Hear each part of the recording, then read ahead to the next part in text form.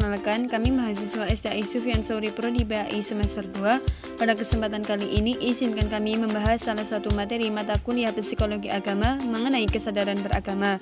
Sebelumnya, perkenalkan kami dari kelompok 9 yang beranggotakan saya sendiri, Anissa Alifia Nabila, dan teman saya Dina Hurinatul Jannah, serta Faihatul Husna. Topik pembahasan materi kali ini yaitu yang pertama mengenai pengertian kesadaran beragama, yang kedua mengenai aspek-aspek kesadaran beragama, yang ketiga mengenai dimensi kesadaran beragama, dan yang terakhir adalah mengenai aspek-aspek kesadaran keagamaan. Langsung ke pembahasan pertama, yaitu mengenai pengertian kesadaran beragama. Secara bahasa, kesadaran berasal dari kata dasar sadar yang mempunyai arti insaf, yakin, merasa, tahu, dan mengerti. Kesadaran berarti keadaan tahu, mengerti, dan merasa ataupun keinsafan. Jadi, maksud dari kesadaran tersebut adalah keadaan tahu, ingat, dan merasa ataupun keinsafan atas dirinya sendiri kepada keadaan yang sebenarnya. Sedangkan kata beragama berasal dari kata dasar agama. Agama berarti kepercayaan kepada Tuhan dengan ajaran kebaikan dan kewajiban-kewajiban yang berkaitan dengan kepercayaan itu.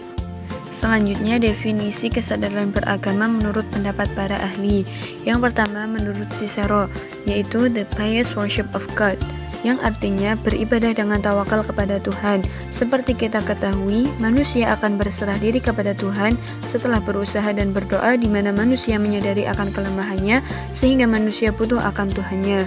Pendapat yang kedua menurut Frederick Schleiermacher, yaitu feeling of total dependence, yang artinya perasaan tergantung atau pasrah secara keseluruhan. Seperti halnya pendapat Cicero bahwa dengan kelemahan manusia tersebut, mereka selalu membutuhkan Tuhannya. Pendapat yang ketiga menurut Paul Tillich, yaitu that which involves man ultimate concrete, yang artinya apa yang melibatkan tujuan akhir manusia. Maksudnya, tujuan akhir manusia adalah kematian, di mana manusia akan kembali kepada Tuhannya, sehingga perlu adanya pembenahan diri dengan meningkatkan kesadaran agama dan kualitas ibadah. Yang keempat, menurut Robert Hitolles, yaitu penyesuaian diri terhadap dunia. Kita menyadari sebagai makhluk ciptaan Tuhan harus menjaga hubungan dengan Allah yang disebut dengan hamlu minallah dan hubungan dengan manusia yang disebut dengan hamlu minannas, sehingga bisa menyesuaikan diri dengan lingkungan sekitar. Pendapat yang kelima menurut Alfred North Whitehead, yaitu manusia dalam keheningan dan kesendiriannya. Maksudnya, kesadaran beragama itu dapat diperoleh dalam keadaan hening dan kesendirian seseorang, karena dalam keadaan tersebut manusia akan merenung dan menyadari betapa butuhnya manusia terhadap Tuhan. Yang terakhir, pendapat menurut Erich Fromm, yaitu sistem pemikiran dan tindakan sekelompok orang, yakni manusia sebagai makhluk sosial pasti membutuhkan orang lain. Begitupun dalam kegiatan beragama, seperti halnya kewajiban muslim terhadap jenazah. Pembahasan selanjutnya yakni aspek-aspek kesadaran beragama. Di sini dibagi menjadi 4. Yang pertama, pemujaan atau pengalaman spiritual. Maksudnya adalah kesadaran ini timbul akibat adanya ungkapan perasaan, sikap, dan hubungan antara manusia dengan sesuatu yang dianggap suci. Yang kedua adalah hubungan sosial. Maksudnya adalah manusia membutuhkan kesadaran ketuhanan dan pengalaman untuk kelestarian hidupnya, karena manusia hidup dalam ketidakpastian, kesanggupan manusia mengendalikan dan mempengaruhi kondisi hidupnya, manusia harus hidup bermasyarakat. Yang ketiga adalah pengalaman dan pengetahuan. Maksudnya adalah kesadaran dapat terjadi setelah seseorang benar-benar memahami, menghayati, dan mengamalkan ajaran agama yang didapat dari pengalaman. Sehingga proses kesadaran seperti ini adalah adanya perpindahan pengalaman atau pengetahuan keagamaan dari seseorang yang dilaksanakan dengan secara konsisten dan konsekuen. Yang keempat adalah eksperimen. Kesadaran dapat timbul dengan adanya eksperimen, di mana penghayatan dan pengalaman agama dapat terlaksana secara baik setelah seseorang yang beragama telah memandang dan mengakui kebenaran agama sebagai sesuatu yang penting dalam kehidupannya. Selanjutnya, mengenai dimensi keagamaan. Menurut Glock dan Stark, dimensi keagamaan dibagi menjadi 5, yaitu yang pertama, dimensi ideologi, yang kedua, dimensi ritualistik, yang ketiga, dimensi eksperiensial, yang keempat, dimensi intelektual, yang kelima, dimensi konsekuensial. Mengenai dimensi ideologi, merupakan bagian dari keberagamaan yang berkaitan dengan apa yang harus dipercayai 3 kategori kepercayaan, yaitu kepercayaan yang menjadi dasar esensial, kepercayaan yang berkaitan dengan tujuan ilahi dalam penciptaan manusia, dan kepercayaan yang berkaitan dengan cara terbaik untuk melaksanakan tujuan ilahi. Yang kedua, dimensi ritualistik merupakan dimensi yang berkaitan dengan sejumlah perilaku khusus yang ditetapkan oleh agama, seperti tata cara beribadah, pembaptisan, pengakuan dosa, dan yang lainnya. Yang ketiga, dimensi eksperiensial, yakni dimensi ini berisikan dalam memperhatikan fakta bahwa mengandung pengharapan tertentu dan mengacu kepada harapan bahwa orang-orang yang beragama memiliki dasar keyakinan dan kegiatan ritual. Yang keempat, dimensi intelektual, yakni dimensi ini berkaitan erat dengan pengetahuan agama yang dimilikinya, tidak mau mendengarkan pengetahuan dari kelompok manapun yang bertentangan dengan keyakinan agamanya. Yang terakhir, dimensi konsekuensial. Dimensi ini berisi tentang kehidupan manusia yang penuh dengan persoalan dalam penyelesaiannya. Harus ditemukan kedamaian dan kesejahteraan. Selanjutnya, aspek-aspek kesadaran keagamaan yang dibagi menjadi 3, yaitu pertama, aspek afektif dan konatif, yaitu manusia bertuhan karena memiliki keinginan dan kebutuhan yang bersifat rohania.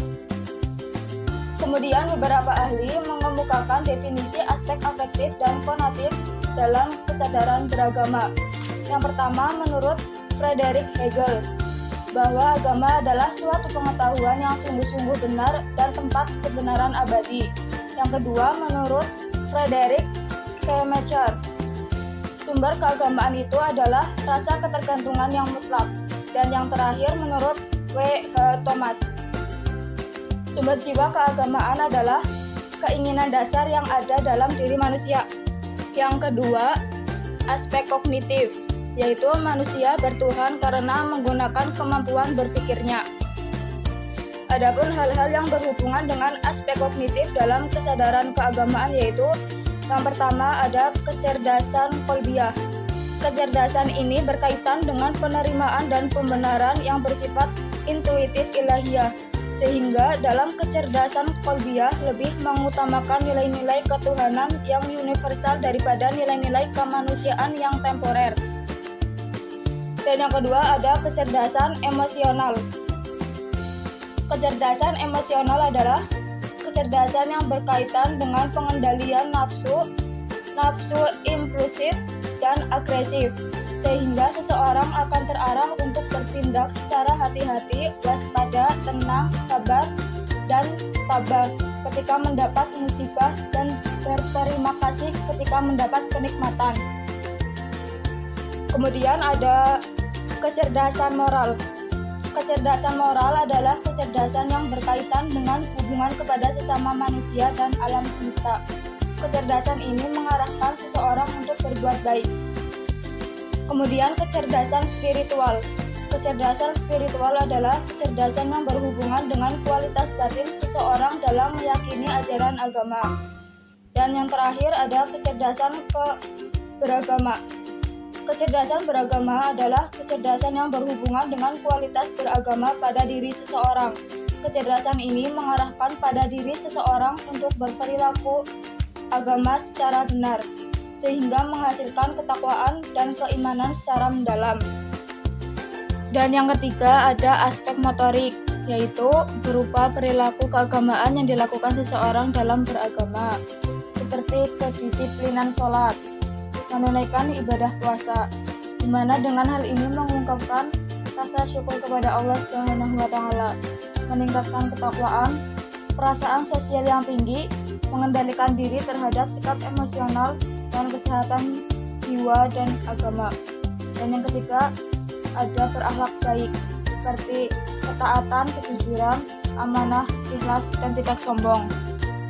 Jadi kesimpulannya yaitu kesadaran akan norma-norma agama berarti individu menghayati, menginternalisasi, dan mengintegrasikan norma tersebut ke dalam diri pribadinya sehingga akan menjadi bagian dari hati dan kepribadiannya yang akan mempengaruhi pada sikap, dan perilakunya dalam kehidupan bermasyarakat. Orang-orang yang memiliki kesadaran beragama yang baik akan lebih mudah dalam membangun motivasi hidup, melakukan penyesuaian diri terhadap lingkungan sekitarnya, dan mampu menunjukkan sikap yang baik kepada orang lain. Sekian pemaparan materi dari kelompok kami. Kurang lebihnya mohon maaf. Thank you for everyone. Assalamualaikum warahmatullahi wabarakatuh. So out the door, and your pockets can't find us no more. It's just you and me, and there's nothing I can do. I'm stuck with you, stuck with you, stuck with you.